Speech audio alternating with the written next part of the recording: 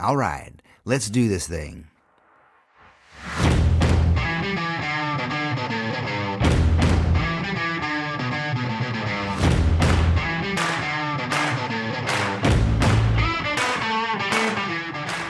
Howdy, and welcome to The Right Questions. It is I, the boss, the man, James Victory, and I wanted to dedicate this podcast, this one in particular, to us just doing our creative best. You know, us creative people just trying to get paid to do what we love. It shouldn't be so hard, but there it is. And the reason it's hard is because we're human beings. And in being human beings, we are perfect and we are beautiful, and we are flawed and we are silly. So I wanted to do an episode about one of these sillinesses. And that silliness is called confidence.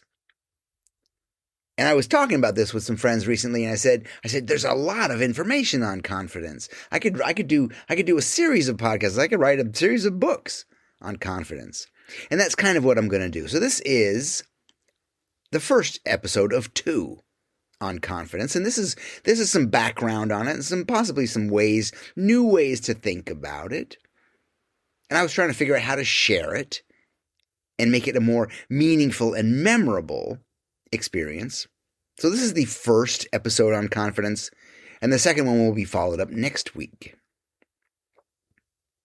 So I come to all of these right questions from a very simple place. I come at my life from a very simple place. I am not, nor do I try to be, a brilliant researcher or an expert. But because these answers, my answers, are so simple and direct that perhaps they're not as accessible for us because we don't allow ourselves this level of simplicity or maybe this level of honesty. Because one of the first things I was thinking about in talking about confidence was the whole idea of confidence in the context of the right questions. Because in the right questions, the idea for me is to ask questions of you. But I've realized something about asking for questions. It is hard for us to be asked questions. I remember in grade school or even college or whatever, raising your hand and answering a question. Does anybody have any questions? It's hard for us to do that. Because for us to ask a question, 2 things have to happen. First, we have to admit that we don't know something, or that we have concerns or fears, or we are unsure. And we have to admit that to ourselves first. And then number 2, we have to share that. We have to share that fear, our unknowing, our ignorance, and ignorance is a beautiful thing, it's not a bad thing, with the world. Or you have to share that with me. So even asking questions takes confidence. And the classic response is, if you do get a question, people will say something like, well, this is a stupid question, but, right? But it never is. It never is a stupid question. So one thing we have to know and one thing we have to understand when talking about confidence is not about knowing. And it's not about having. It's about being curious. And it's about learning. And it's about growing. And it's something, if you don't have it and you're working on it, that is amazing. That's awesome. That's wonderful. And do me a favor, teach your children how to do that. Teach your children to be comfortable in not knowing. Comfortable in asking questions. And teach them to be comfortable with confidence. So in trying to find an interesting angle from which to investigate the question of confidence, I have decided to call this episode, Who Do You Think You Are? And I think that's a serious question. Who do you think you are? Who do you think you are? I can hear my parents asking that question. That's how serious it is. Jimmy, who do you think you are? I almost feel compelled right now to say to you, my beautiful dear readers, listeners, close your computer. Go and sit under a banyan tree for an hour and ask yourself, who the hell do you think you are? Who do you think you are? Write it all down.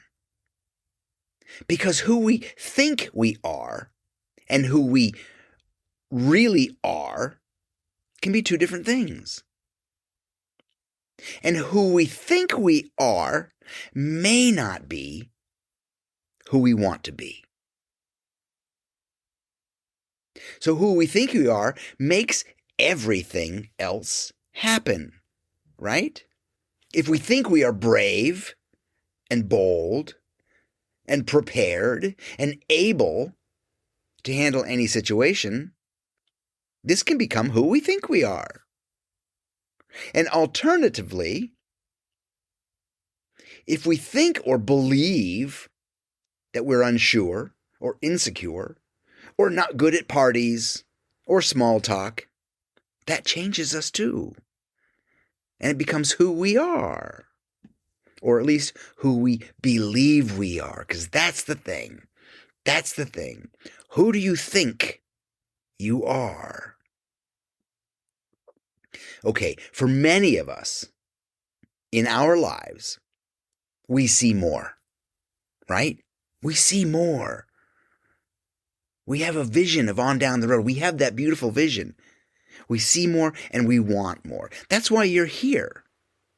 Because my audience, our The Right Questions audience is hungry and horny and excitable. We're creative people who want to do more with our gift.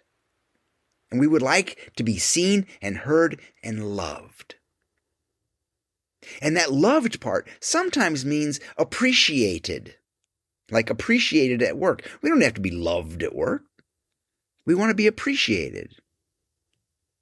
And sometimes it just means paid. We want to be paid. We want to be seen and heard and paid. We want more creativity, more money, more appreciation, and more love. And we should.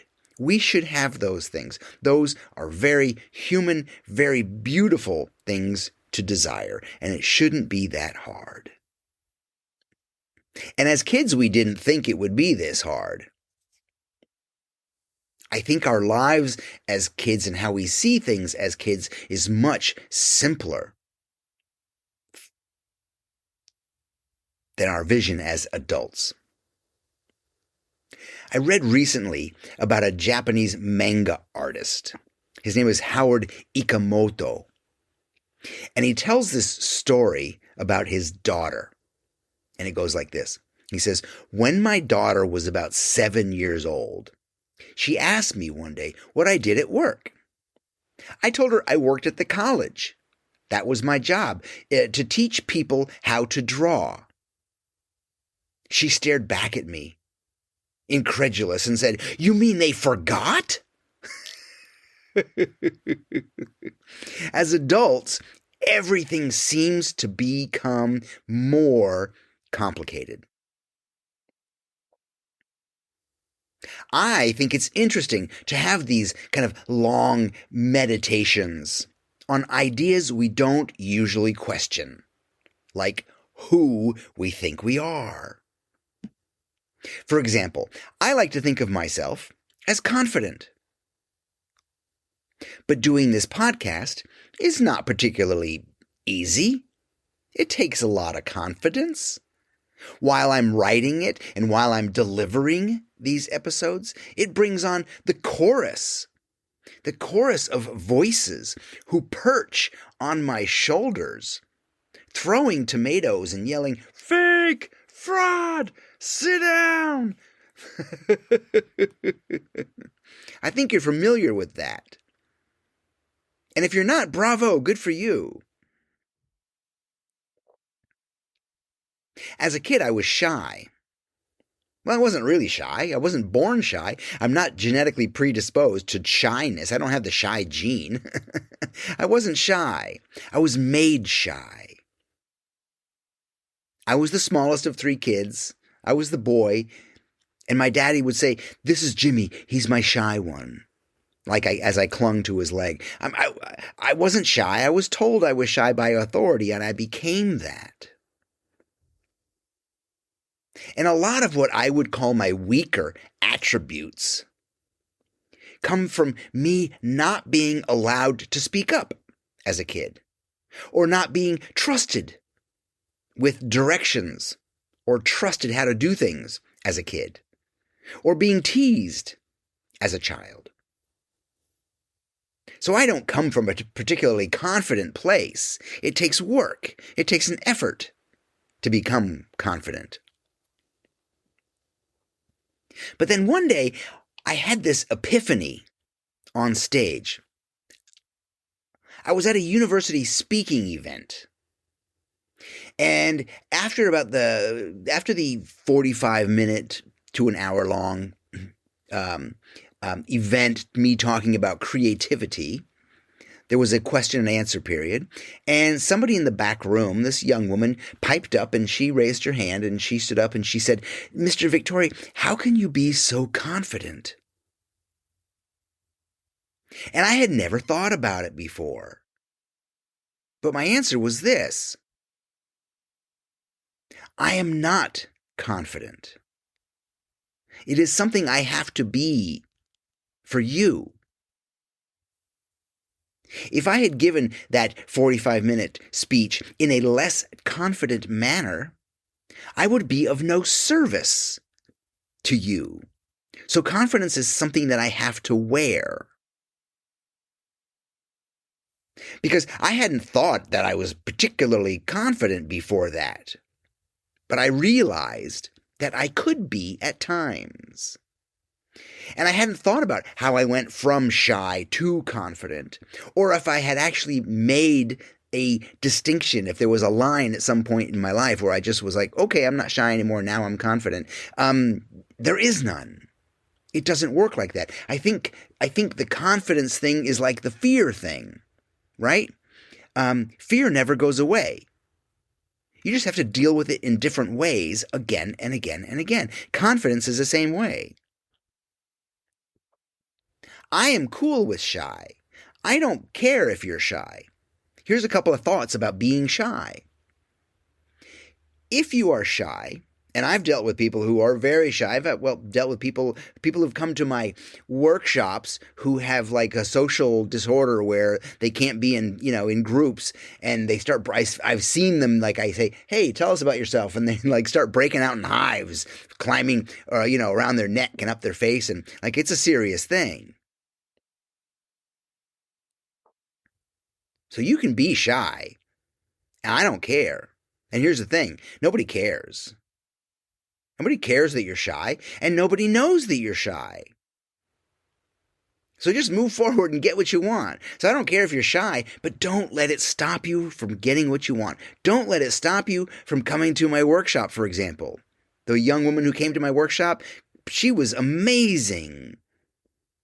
And I said, "Oh, so you don't like it when people pay attention to you? Or when people applaud you, or when people, really, it's the attention thing." And she said, "Yeah, no, I have a problem with that." And I said, "Okay," to the rest of the gang, and there was only like 6 or 8 or 10 of us, and I was like, "Okay, everybody, every time Susan does something, we're going to give her a big round of applause." We're going to force her to confront this shyness, this thing, and realize that she's not going to die. You can be shy, it's okay, but just don't let it stop you from getting what you want. Okay, that's my little talk about shy. So today I want to continue to study confidence. And personally, I want to continue to call upon this superpower. Because like I said, I am not confident. I don't consider myself a 100% confident person all the time. I think confidence is like willpower. right? It's an energy. And if you have to use your willpower all day, you will get exhausted. If you have to use your confidence all day, you will get exhausted. But it's something I can wear, something I can put on, something I can enact in short spurts. And we all do that. And we all can. I heard Willem Dafoe talking recently about actors. And the question was, about being terrified. And he was like, oh my God, all actors are terrified. All actors are terrified. I will tell you this right now. He says they're either terrified or they're drunk. That doesn't go away. It's just that we have to deal with it each time. Right now, you're thinking, oh man, I wish James Victori could be my mentor, my guru. Hell, I wish he was my coach. Well, you can make that happen. Go to yourworkisagift.com. There's a questionnaire that will probably help you out, but it'll also give you access to a free call. So let's talk. Let's free you from overwhelm and creative frustration. Let's build your business and help you get paid to do what you love. Again, go to yourworkisagift.com. Let's talk.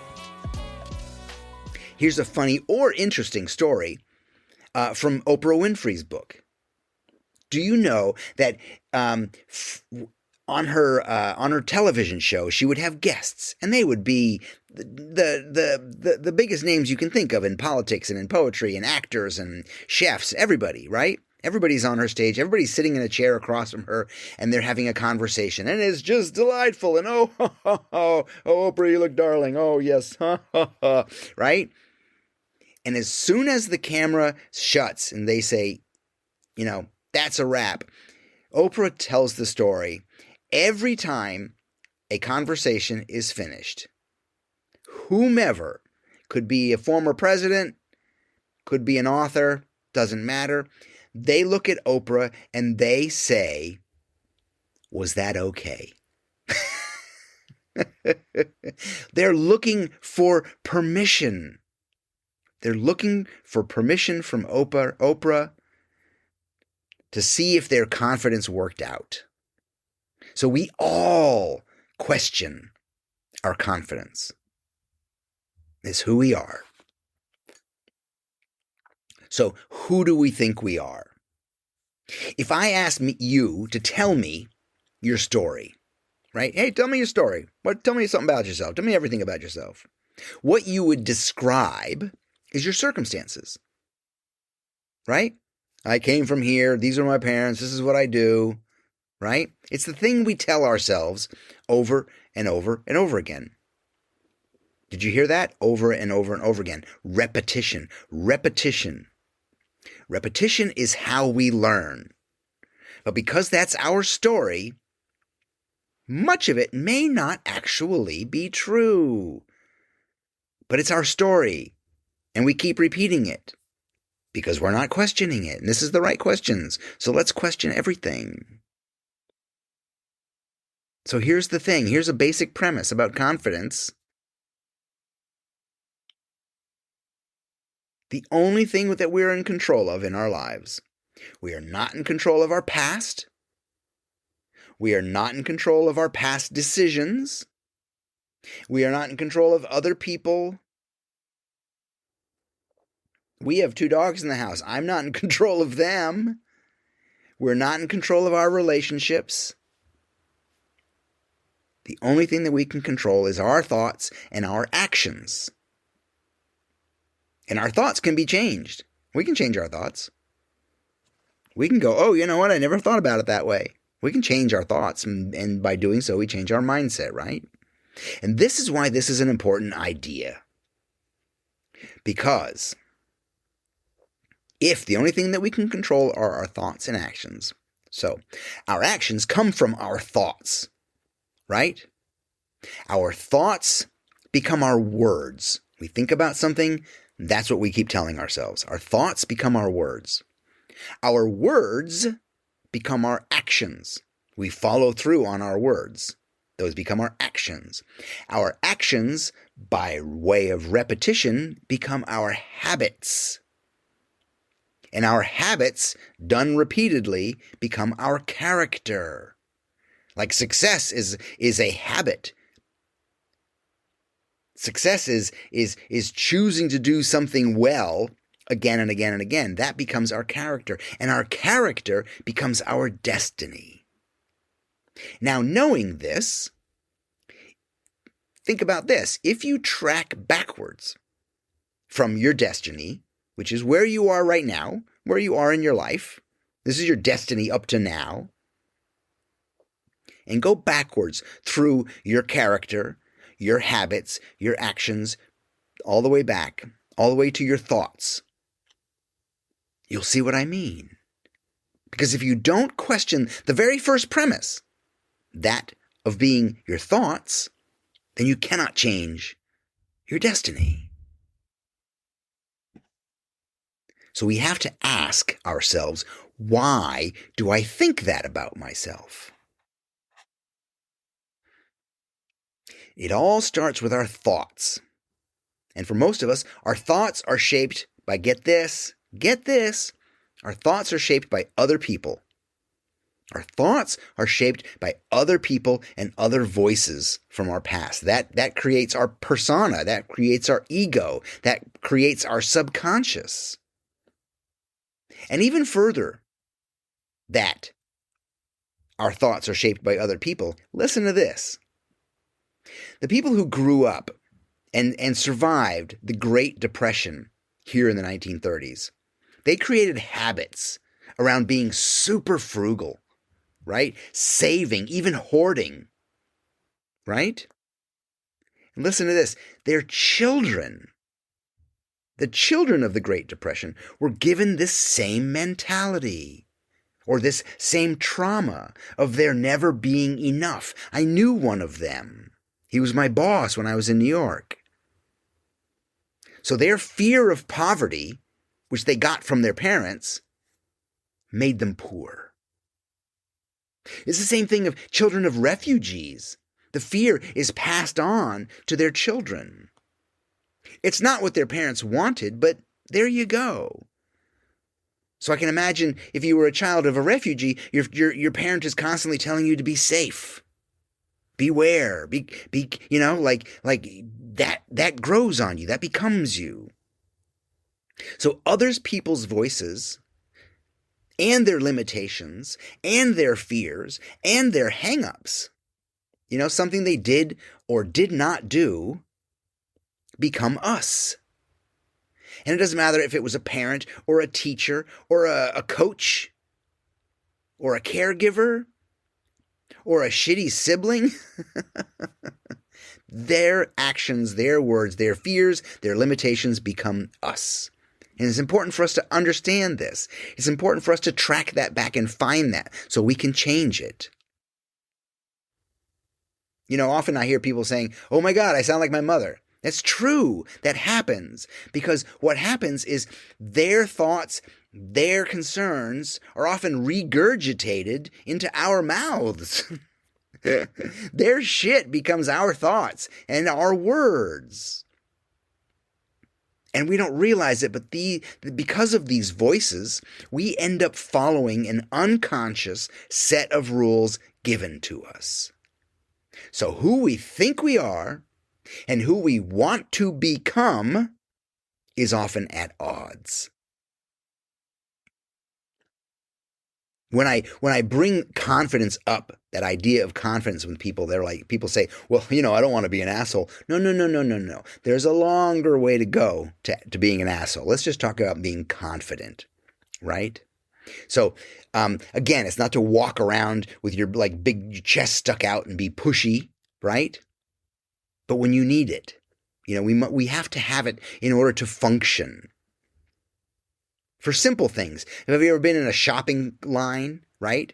You're paying and your card doesn't work and you have to keep trying it and keep trying it and keep trying it. Then all of a sudden you feel the pressure of the people behind you. You feel like crap, right? And you feel like you start to sweat and you feel uncomfortable and then you make more mistakes.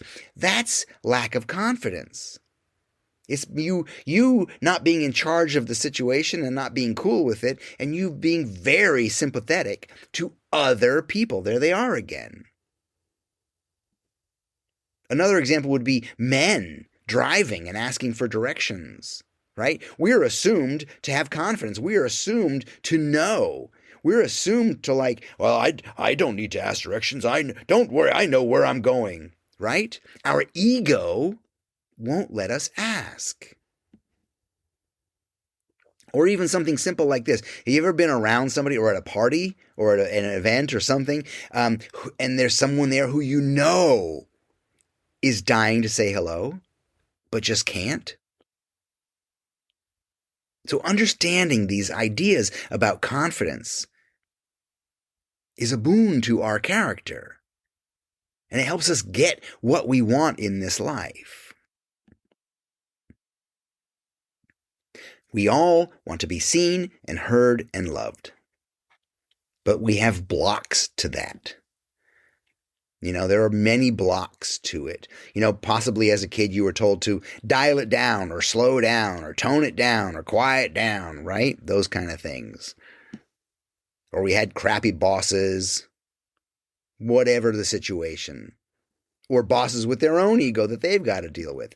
But what happens is these form the subheadings, the negative subheadings of confidence. These form things like imposter syndrome, or low self-esteem, or fear of judgment. And that fear of judgment is from the inner critic, your pre-recorded voices, and fear of outside voices, what we call the haters. Also forms comparison when you look around the world and see what everybody else is doing, right? That is a lack of confidence, right? And for women, I'm sure being the good girl is a big part of it. Or if your dad wanted you to be a boy, right? Right? All these things become part and parcel of it. And what they do is they set up expectations. They are what we expect of ourselves and what we perceive others expect of us. So the fear behind our lack of confidence prevents our growth and forward movement, because we have a lack of faith in ourselves, a lack of faith in our future, a lack of trust in ourselves, and a lack of trust in others. And the same thing for our thoughts about the future. Our confidence affects our thoughts about the futures because we're shitty prognosticators, right? We're guessing on the future and projecting a bad outcome. Based on what? Based on the past. Because we basically assume a lot. It makes me think of the line from Shakespeare's Julius Caesar, which is, he thinks too much. Such men are dangerous. We think too much, right? Our worry and fear and lack comes from this assuming that it won't be better, assuming that it won't come. And here's the thing about us and thinking about the future. We need to see ourselves not as confident and winning in the future. We need to see ourselves as safe. That it will be a safe place for us. Because owning your confidence is not about bravado. It's about the truth. It's about looking through your life, seeing who you are, and understanding an idea of self-worth and self-love. Because confidence is about your autonomy, which is about your independence, your freedom, your self-governedness.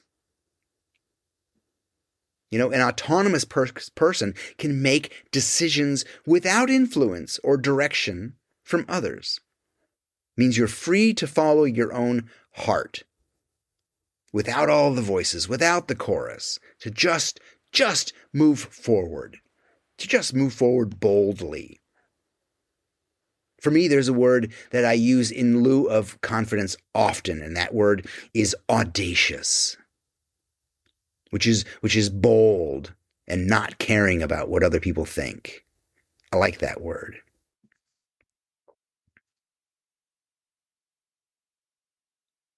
So here's a big idea about confidence that we'll end on. And that idea is about seeking permission. One of the fundamentals of confidence is that we need to be given the permission.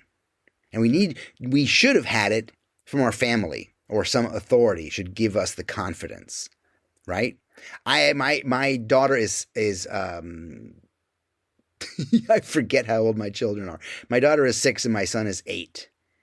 And we've started this thing where I find a huge parking lot and they sit in my lap and they start driving. They're just using the steering wheel. And I do my best to like keep it super quiet and keep it super calm because I want to help them develop confidence. I want to give them confidence.